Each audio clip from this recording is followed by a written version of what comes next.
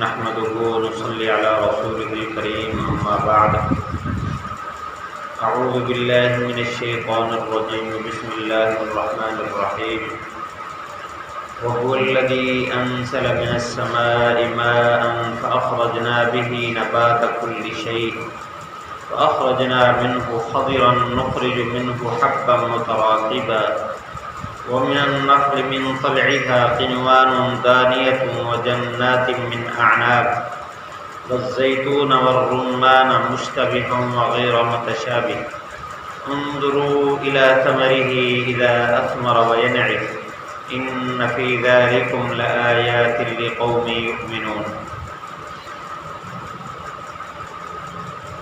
وہ اللہ ہے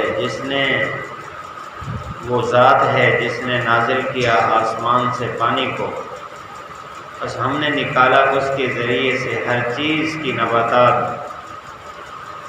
بس اسی سے نکالتے ہیں ہم سبزہ، اسی سے نکالتے ہیں دانہ جو ایک دوسرے کے اوپر سوار ہوتا ہے،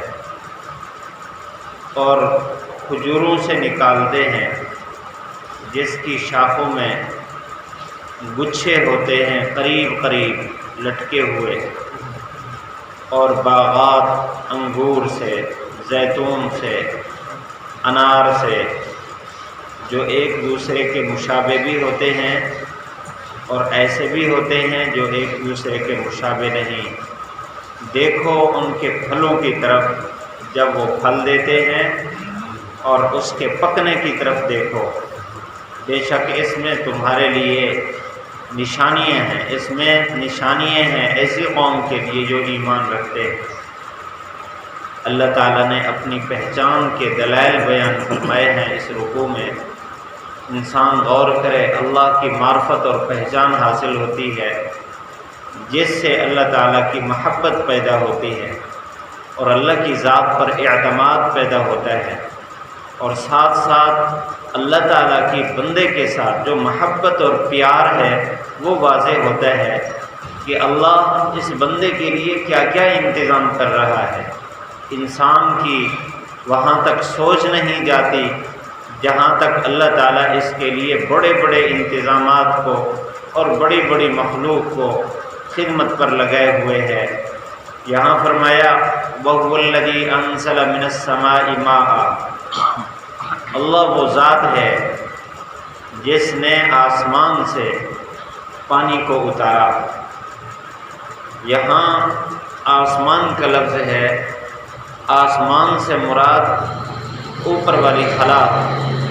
آسمان کی کئی معنی آتے ہیں، ایک وہ جو مشہور ہے جو اللہ تعالیٰ نے اوپر بنایا، 7 سماوات طباقا، 7 آسمان بنائے ایک دوسرے کے اوپر، اس کے لیے بھی بولا جاتا ہے۔ بادل کو بھی آسمان کہتے ہیں، بلندی کو بھی آسمان کہتے ہیں، فضا کو بھی آسمان کہتے ہیں۔ تو یہاں اس سے مراد بادل بھی ہو سکتے ہیں، بلندی بھی ہو سکتی ہے، کیونکہ بارش جو آتی ہے اوپر سے آتی ہے تو اوپر کی جانب بھی مراد ہو سکتی ہے۔ یہاں مفسرین نے عجیب بات فرمائی کہ انزل من السماء، آسمان سے پانی کو برسانے کا تذکرہ فرمایا۔ یہاں سمندر کا تذکرہ نہیں ہے، اسی طرح بادل کا تذکرہ نہیں ہے۔ اللہ ایک سبق دینا چاہتے ہیں۔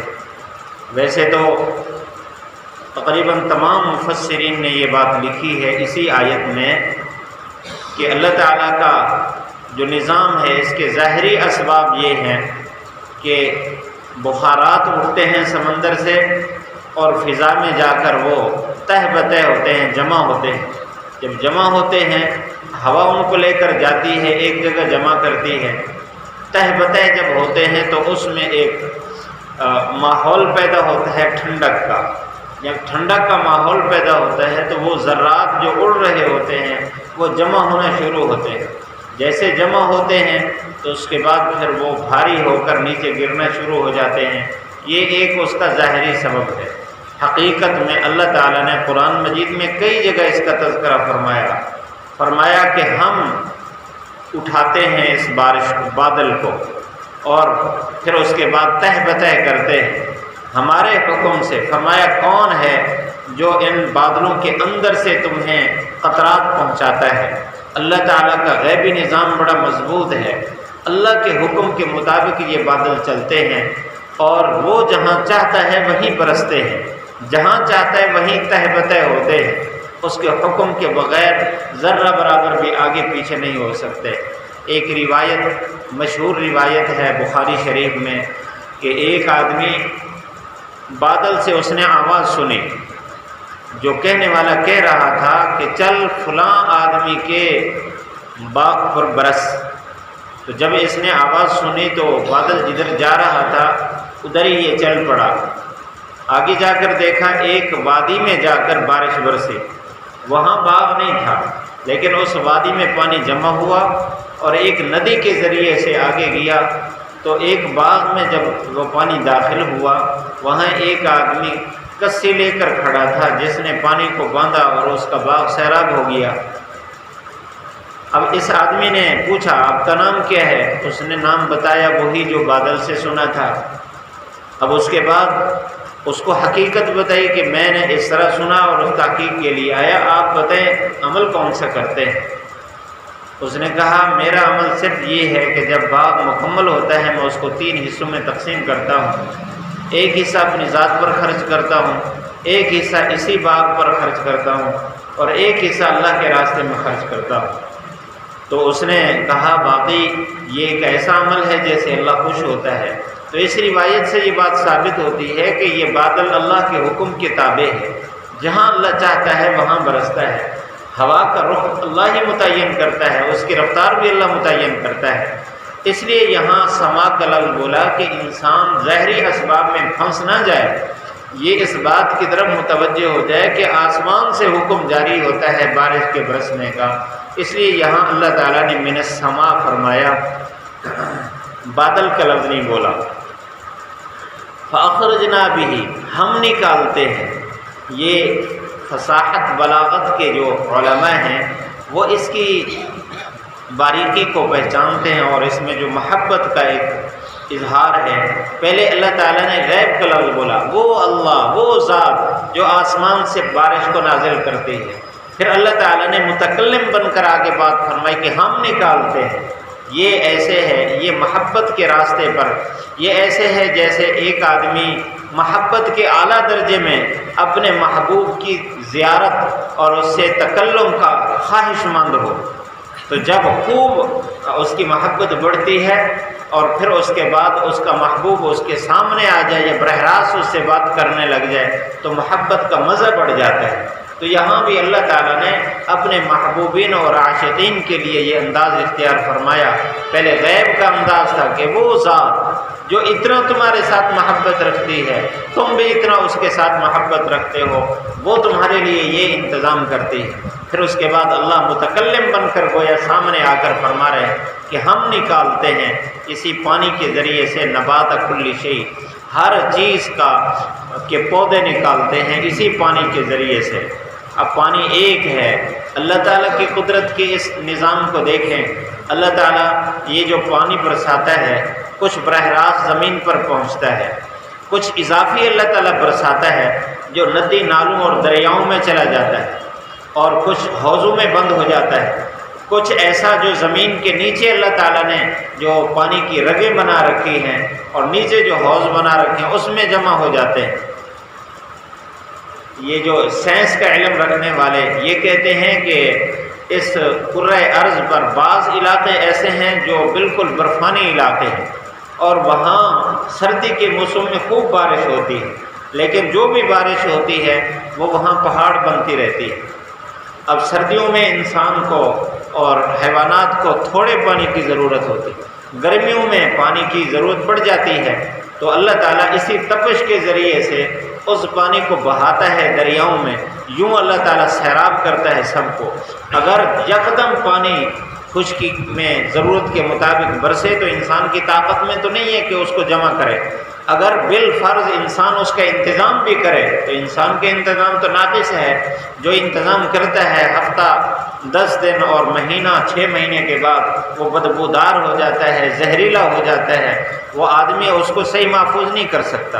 اور اللہ کا جو نظام ہے محفوظ کرنے کا پانی کا، وہ ایسا پاکیزہ ہے کہ جب بھی پانی نکالیں گے بغیر کسی مصیبت کے اور بغیر کسی زہر کے، تازہ پانی ظاہر ہوتا ہے۔ یہ وہ ہے جس کو اللہ تعالیٰ نے پہلے سٹور کیا ہوا ہے اور ترتیب سے اللہ تعالیٰ اس کو چلاتا ہے۔ یہ اللہ کا عجیب نظام ہے، اور اسی کے ساتھ اللہ تعالیٰ ان پودوں کو اگاتا ہے۔ اللہ تعالیٰ کا نظام، یہ جو کاشتکار ہیں ان کو زیادہ تجربہ ہوتا ہے، جتنا پودے کو ضرورت ہے تری کی، اللہ تعالیٰ اتنا تری پہنچاتا ہے۔ اور بڑا جو درخت ہے اس کو زیادہ ترے کی ضرورت ہے تو اللہ تعالیٰ نے اس کے لیے شاخیں نیچے کر دی ہیں جو نچلی تہ تک پہنچ تک زیادہ پانی لیتی ہیں۔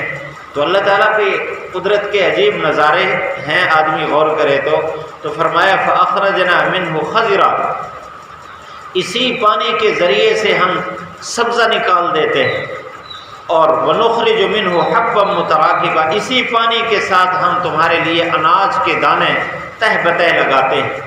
اب انسان کے پاس جو اناج آتا ہے گندم کی صورت میں، جو کی صورت میں، باجرہ کی صورت میں، مکئی کی صورت میں، کسی ایک چیز کو دیکھ لیں تو اس میں جو دانے نکلتے ہیں اللہ تعالیٰ ترتیب سے تہ بتہ ایک دوسرے کے اوپر سوار کر کے نکالتا ہے۔ دانہ ایک ڈالا تھا اور اس سے سینکڑوں ہزاروں دانے نکل آتے ہیں۔ یہ سب چیزیں اللہ تعالیٰ کی قدرت کی نشانیاں ہیں۔ ہم اگر اس میں غور کریں، اس سے اللہ تعالیٰ کا پیار اور محبت دلوں میں بیٹھے گی۔ جب اللہ کی محبت اور پیار دلوں میں بیٹھے گا، انسان کا اللہ تعالیٰ کے ساتھ رابطہ مضبوط ہوگا، امیدیں وابستہ ہوں گی، انسان کے اندر سے مایوسیاں ٹلیں گی کہ جو ذات میرے لیے باوجود اس کے کہ میں نافرمانیاں کر رہا ہوں میرے لیے اتنا غیبی نظم بنا رہا ہے جس کی میں قدرت نہیں رکھتا، تو اللہ تعالیٰ میرے ان حالات کو بھی ٹالنے والا ہے جو مجھ پر آگے ہیں، یا میری ضروریات اللہ تعالیٰ وہ بھی پوری کرنے والا ہے۔ بہرحال ایک ایک بات قابل غور ہے اور غور کرنے کی دعوت دے رہی ہے۔ مجھے اور آپ کو چاہیے کہ جس طرح ہم دنیا کے دوسرے امور میں غور کرتے ہیں، اللہ کی ان قدرتوں میں بھی غور کریں۔ انشاءاللہ غور کریں گے تو اللہ تعالیٰ کا تعلق بڑھے گا، عبادت کا مزہ بڑھ جائے گا۔ آگے اللہ تعالیٰ نے یہاں تک اللہ تعالیٰ نے ان چیزوں کا تذکرہ فرمایا جس کا تعلق خوراک سے ہے، اور خوراک کی وہ قسم ہے جس کا تعلق دانے سے ہے، انسان روٹی پکاتا ہے۔ آگے پھلوں کا تذکرہ ہے، کل کے درس میں انشاءاللہ عرض کریں گے۔ اللہ تعالیٰ مجھے اور آپ کو اپنی پہچان اور محبت اور تعلق نصیب فرمائے۔